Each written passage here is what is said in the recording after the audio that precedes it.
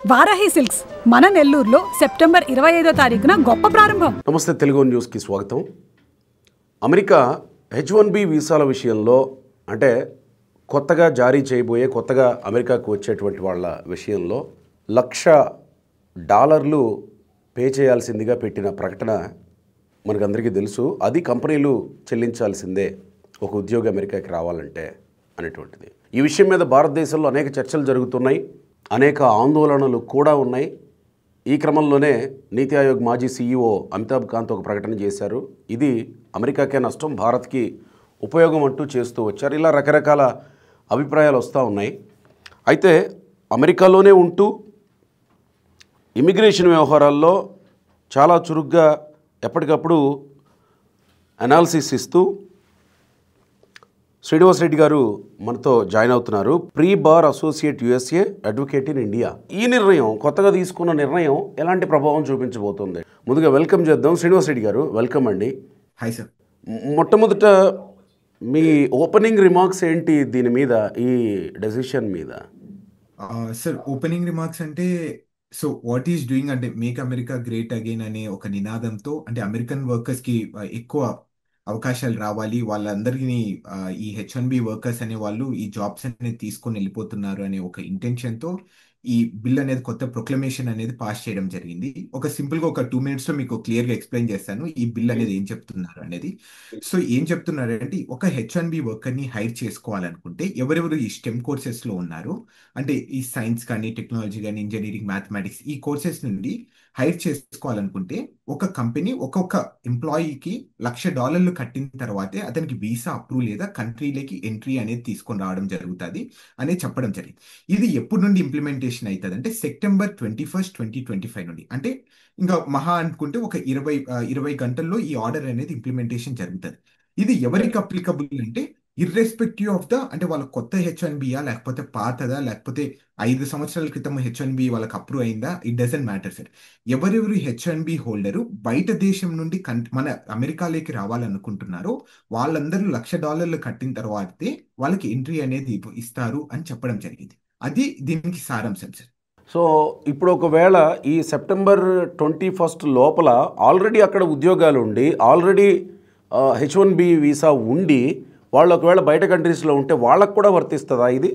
బయట కంట్రీ నుండి రావాలంటేనే వర్తిస్తుంది సార్. ఇప్పుడు నేను ఫర్ ఎగ్జాంపుల్ నాకు ఒక H1B ఉందనుకోండి, అంటే నా ప్రశ్న ఏంటంటే, శ్రీనివాస్ గారు ఒక్క నిమిషం, నా ప్రశ్న ఏంటంటే ఆల్రెడీ వాళ్ళకి H1B ఉంది, వాళ్ళేదో హాలిడేస్ పర్పస్ లేదా ఇంకేదన్నా పర్పస్ మీద ఇండియాకు వచ్చారనుకోండి, వాళ్ళు మళ్ళీ అమెరికాకి రావాలంటే అప్పుడు ఈ $1,00,000 పే చేయాలా, లేకపోతే ఆల్రెడీ ఉన్నది కాబట్టి కొనసాగుతుందా?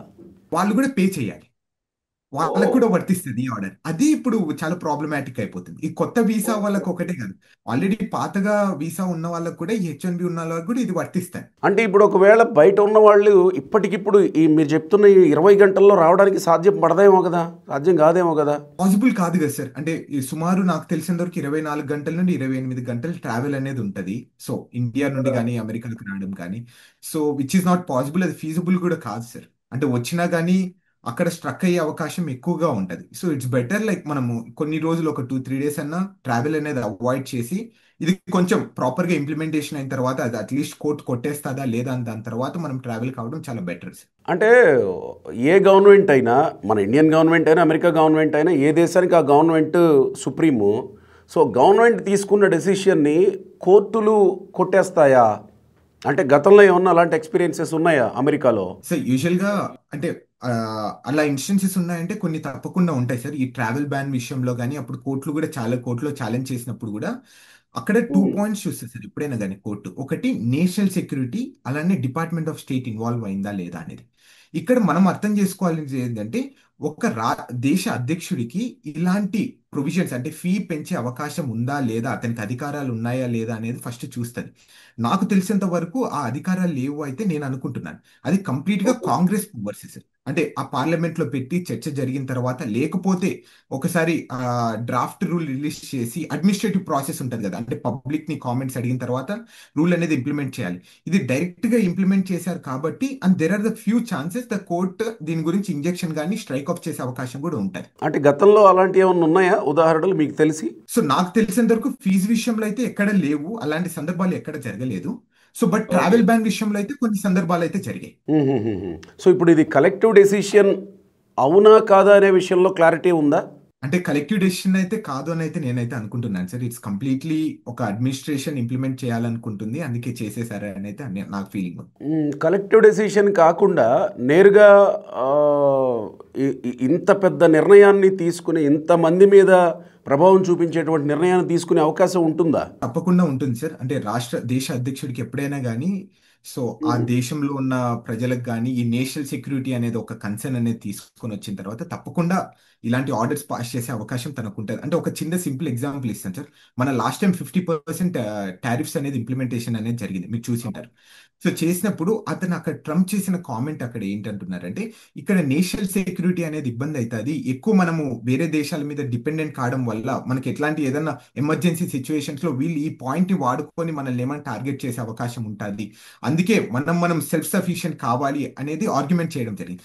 సేమ్ ఇప్పుడు కూడా అదే చేస్తున్నారు ట్రంప్.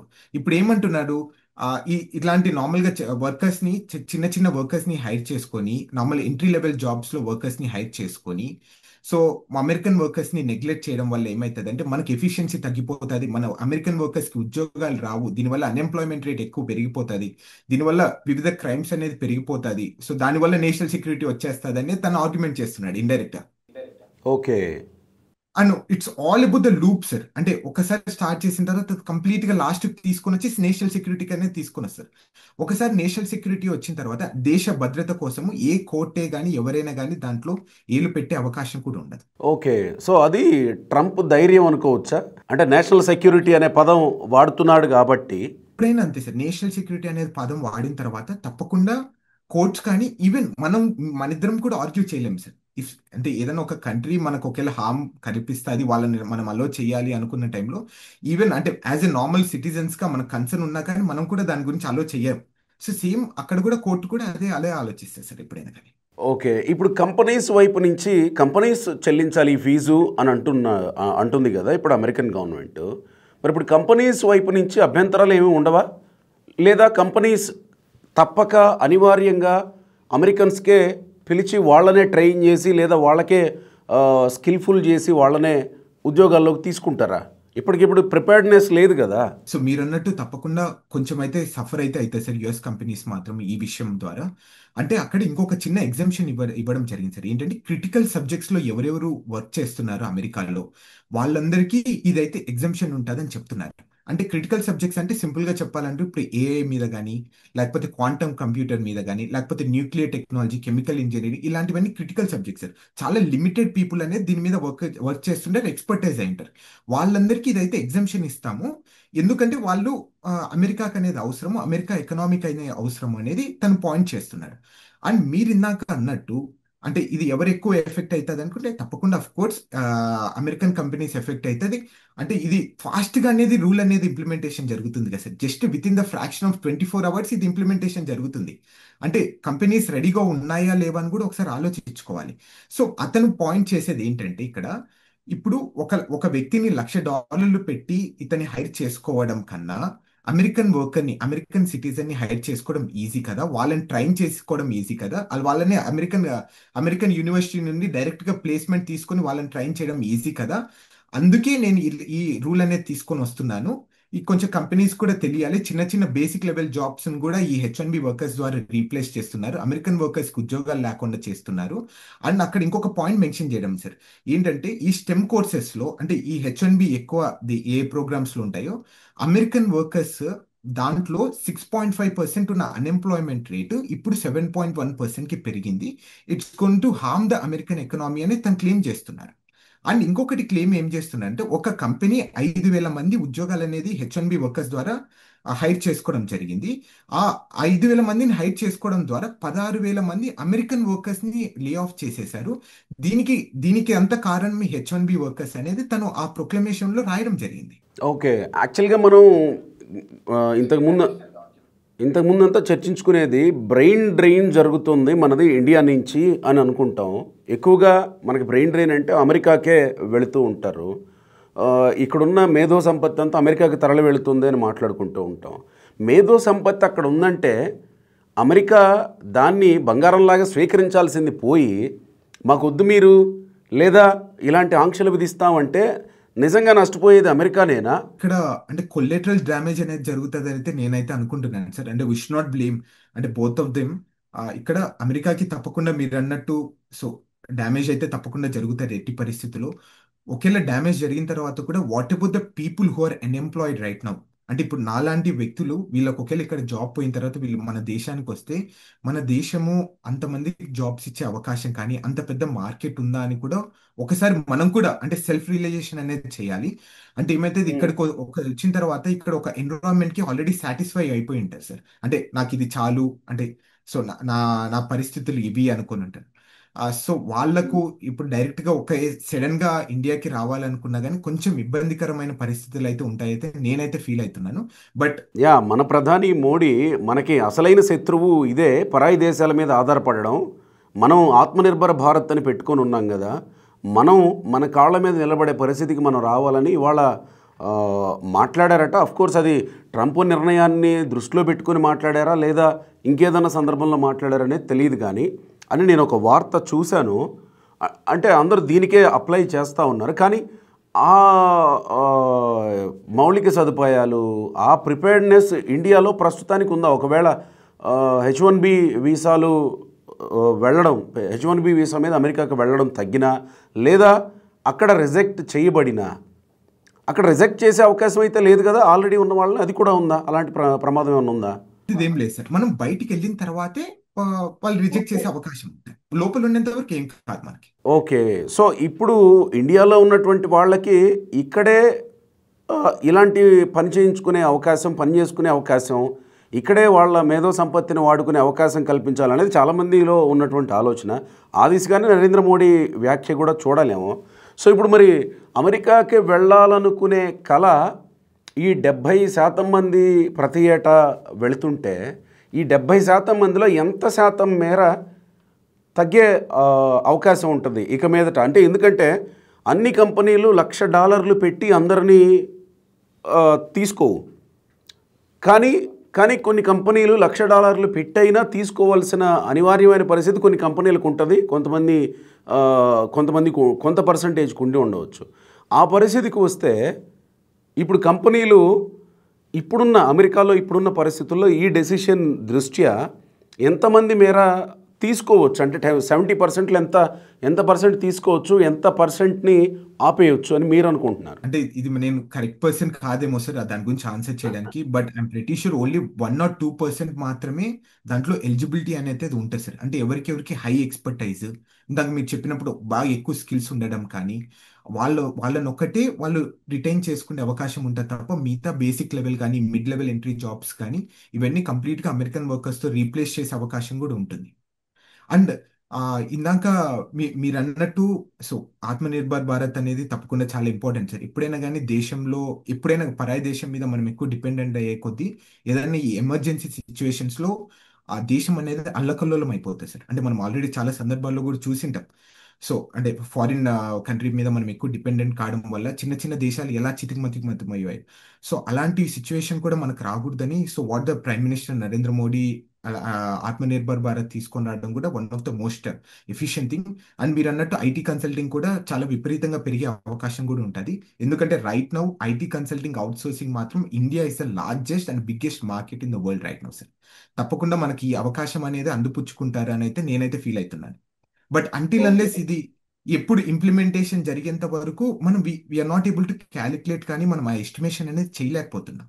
ఓకే, ఇప్పుడు నా ప్రశ్న ఏంటంటే ఇప్పుడు కొత్తగా అమెరికాకి రావాలనుకుంటున్న వాళ్ళకే సమస్య దీనివల్ల, ఆల్రెడీ అక్కడ ఉన్న వాళ్ళకు కూడా సమస్య అయ్యే అవకాశం ఉంటుందా? ఇది H1B వర్కర్స్ ఎక్కడున్నా కానీ, అది భారతదేశంలో అంటే వేరే దేశంలో ఉన్నా కానీ అమెరికాలో ఉన్నా కానీ ఈ రోజు కాకపోయినా రేపైనా కానీ ఇది ఇబ్బంది పడే అవకాశం అయితే ఉంటుంది సార్. అంటే అక్కడ ఉన్నా కానీ అంటే రెన్యువల్కి కూడా సమస్య ఉంటుందా? రెన్యువల్కి కూడా కట్టాల్సి ఉంటుంది. మనం ఇండియాకి వెళ్ళి రెన్యువల్ చేసుకొని రావాలనుకున్న టైంలో అప్పుడు సమస్య వచ్చేస్తుంది. ఓకే, ఎన్నేళ్ళకి ఒకసారి రెన్యువల్ చేయాల్సి ఉంటుంది? H1B అనేది 6 సంవత్సరాలకు ఉంటుంది సార్. ప్రతి 3 సంవత్సరాలకి రెన్యువల్ అనేది చేసుకోవాలి. ఓకే, ఎవ్రీ ఇయర్ చేయాల్సిన అవసరం లేదు. ఎవ్రీ ఇయర్ $1,00,000 పే చేయాల్సిన అవసరం లేదు. అవును సార్. ఎవ్రీ ఇయర్ $1,00,000 ఒక్క H1B వర్కర్ ఒక్కసారి పే చేయాలి అంతే. అదే అది కూడా వర్కర్ కాదు, కంపెనీ పే చేయాలని అనేదేనా గైడ్ లైన్? సో ఇప్పుడు అక్కడ ప్లీజ్ చెప్పండి. అనుకుంటున్నా సార్ ఏంటంటే ఈ ఆర్డర్ ఓన్లీ 12 నెలలు మాత్రమే అప్లికబుల్ లో ఉంటుంది, ఇంప్లిమెంటేషన్ లో ఉంటుంది. అంటే 12 నెలల తర్వాత ఇది ఉంటుందా ఉండదా అని నో వన్ నోస్. అదేంటి, ఎందుకలా? ఎగ్జిక్యూటివ్ ఆర్డర్ అనేది ఎప్పుడైనా కానీ ఒక పర్టికులర్ అంటే ఇలాంటి ఆర్డర్స్ తప్పకుండా ఒక లిమిటెడ్ టైంలోనే ఉండాలి సార్. ఆ లిమిటెడ్ టైం అనేది లేదు అన్లిమిటెడ్ టైం అనేది పెట్టిన తర్వాత పెట్టాలనుకుంటే అప్పుడు కాంగ్రెస్కి వెళ్ళి అప్రూవల్ తీసుకొని రావాలి. సో అంత టైం లేదు కాబట్టి అందుకే లిమిటెడ్ టైం ఫ్రేమ్ అనేది మాత్రమే పెట్టడం జరిగింది. అంటే మనకి ఇక్కడ ఆర్డినెన్స్ లాగా అంటే ఒక లిమిటెడ్ టైం కాకుండా కొన్ని ఆర్డినెన్స్ తీసుకొస్తా ఉంటాము. అవును. సో దాన్ని చట్టం చేయించాలి.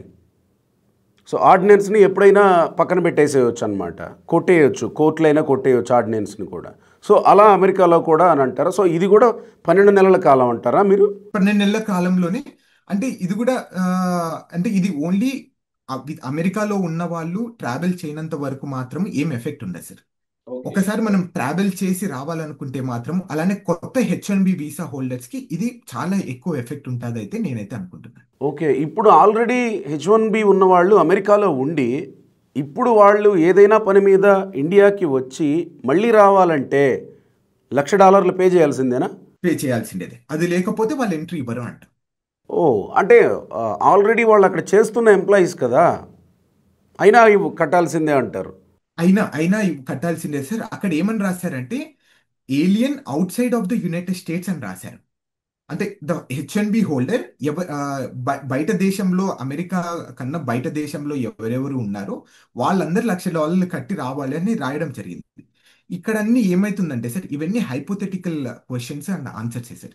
అంటే ఇది ఎలా ఇంప్లిమెంటేషన్ జరుగుతుంది, ఎవరు డబ్బులు కట్టించుకుంటారు, ఎవరికి డబ్బులు కట్టాలి, ఎన్ని రోజుల లోపల డబ్బులు కట్టాలి, ఇలాంటివన్నీ హైపోథెటికల్ క్వశ్చన్స్. ఇవి ఏమైతుందంటే అంటిల్ అన్లెస్ ఈ September 21 ఇది ఒకరికి ఎవరికన్నా ఎఫెక్ట్ అయినంత వరకు ఇది నార్మల్ గా మనం జరిగే డిస్కషన్ అంతా హైపోథెటికల్ గానే జరుగుతుంది తప్ప ఎక్కడే గానీ ఇదే జరుగుతుంది అదే జరగదు అని అయితే మనం అయితే క్లియర్ గా చెప్పలేము సార్. ఓకే, అయితే ఒక్కసారి September 21 తర్వాత ఎలాంటి సంఘటనలు ఏమన్నా ఎదురైతే గనక కోర్స్ ఎలాంటి పరిస్థితులు ఉన్నాయో కూడా మళ్ళీ మీ దగ్గర తెలుసుకునే ప్రయత్నం చేస్తాం, ప్రజలకు తెలియజేసే ప్రయత్నం చేద్దాం. ఇప్పుడు అమెరికాలో ఉన్న భారత సమాజపు చర్చ ఏంటి, అంతకంటే ముందు తెలుగు వాళ్ళ చర్చ ఏంటి, అమెరికాలో ఉన్న తెలుగు వాళ్ళ చర్చ ఏంటి? అంటే చాలా పాపం, అంటే నాకే చాలా బాధ వేస్తుంది సార్. అంటే లైక్ చాలా మంది చాలా ఫీల్ అయిపోతున్నారు. అంటే మా లైఫ్ ఏమైపోతుంది అంటే మేము ఎన్నో కలలు కని ఇక్కడికి అమెరికాకి రావడం జరిగింది, ఇలాంటి ఆర్డర్స్ పెట్టడం వల్ల so what is happening to me అనేది చాలా భయపడుతున్నారు సార్. అంటే నేను అందరికీ ఒకటే చెప్తున్నాను, ఆ ఆర్డర్ అనేది ఇప్పుడు ఇంకా ఇంప్లిమెంటేషన్ స్టేజ్లో లేదు కాబట్టి, అంటే ఇంకా కొంచెం టైం ఉంది కాబట్టి let's wait for some more time. అంటే కొంచెం టైం ఇచ్చిన తర్వాత ఇది ఎలా ఇంప్లిమెంటేషన్ జరుగుతుంది దాని తర్వాత మనం ఏదైనా డెసిషన్స్ తీసుకోవాలి తప్ప దానికన్నా ముందు మనం టెన్షన్స్ పడిపోయి మనం అదేదో ఊహించుకొని ఉండడం అనేది కరెక్ట్ కాదు. ఆ మెంటల్ టెన్షన్ అనేది తీసుకోవాకండి అని అయితే నేను చెప్తాను సార్ మీ ద్వారా. రైట్ శ్రీనివాస్ గారు, కలుద్దాం మళ్ళీ. Thank you.